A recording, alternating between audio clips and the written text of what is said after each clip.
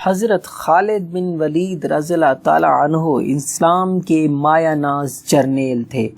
آپ کے ہاتھوں بے شمار فتوحات ہوئیں، اسلام کا پرچم دور دراز کے ملکوں تک پہنچا۔ فتح اور نصرت کے جھنڈے گاڑتے ہوئے جب حضرت خالد بن ولید رومیوں کی طرف بڑھے تو میدان جنگ میں رومیوں کا ایک زبردست پہلوان جو انتہائی طاقتور اور جنگجو تھا، اپنے گھوڑے کو ایڑ لگاتے ہوئے میدان میں آیا اور بلند آواز سے حضرت خالد بن ولید رضی اللہ تعالیٰ عنہ کو للکارتے ہوئے اپنے مقابلے پر بلایا۔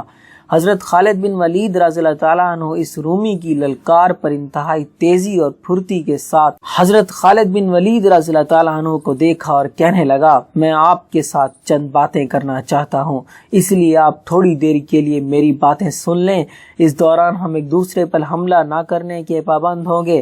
حضرت خالد بن ولید رضی اللہ تعالیٰ عنہ اس کی بات سن کر رک گئے۔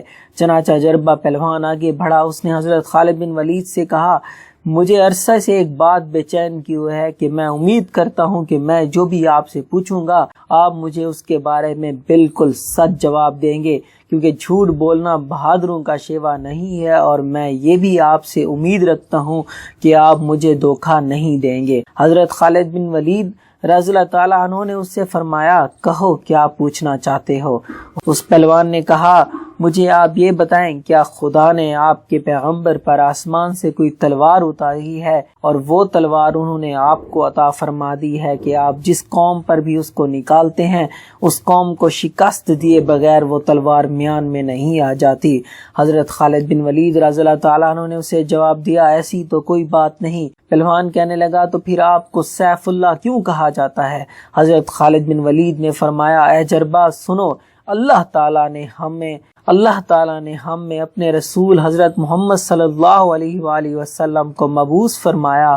میرا شمار ان لوگوں میں ہوتا ہے جنہوں نے شروع میں ان کی مخالفت کی، پھر وہ وقت آیا جب اللہ تعالیٰ نے مجھے ہدایت بخشی اور میں نے حضور نبی کریم صلی اللہ علیہ وسلم کی غلامی اختیار کر لی۔ اس وقت حضور سرور کائنات صلی اللہ علیہ وسلم نے مجھ سے فرمایا، تم اللہ کی تلواروں میں سے ایک تلوار ہو جس کو اللہ تعالیٰ نے مشرکین پر سونتا ہے۔ پیغمبر خدا نے میری مدد اور کامیابی کے لیے دعا فرمائی، اس لیے میرا نام سیف اللہ ہے، اور میں تمام مسلمانوں سے مشرکین پر بہت بھاری اور سخت ہوں۔ یہ سب کچھ حضور نبی کریم صلی اللہ علیہ وآلہ وسلم کی دعا کی برکت کی وجہ سے ہے۔ یہ سن کر جربہ پہلوان کہنے لگا، میں ایک آخری بات آپ سے پوچھنا چاہتا ہوں، وہ یہ کہ اگر کوئی دین اسلام میں داخل ہو جائے تو اس کی حیثیت آپ لوگوں میں کیا ہوتی ہے؟ حضرت خالد بن ولید رضی اللہ تعالیٰ نے فرمایا، ہماری اور اس کی حیثیت میں کوئی تضاد نہیں ہوتا، ہم سب آپس میں برابر ہوتے ہیں، بلکہ اس میں داخل ہونے والے کا درجہ ہم سے بھی بڑھ جاتا ہے۔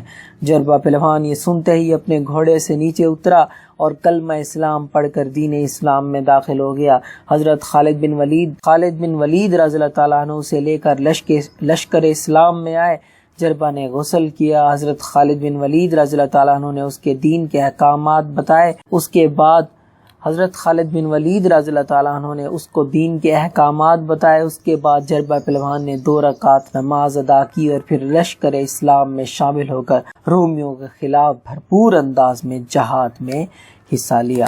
آج کی ویڈیو کے اندر ہمیں سبق ملتا ہے کہ دین اسلام کے اندر کس طرح صلح اور برداشت ہے، ہمیں برداشت سے کام لینا چاہیے، ہمیں صبر کے ساتھ مقابلہ کرنا چاہیے۔ اگر یہ میری ویڈیو اچھی لگے تو میرے چینل کو سبسکرائب کریں، شیئر کریں، کمنٹ کریں، اور سبسکرائب بٹن کے ساتھ بیل آئیکن ہے اسے بھی پریس کریں۔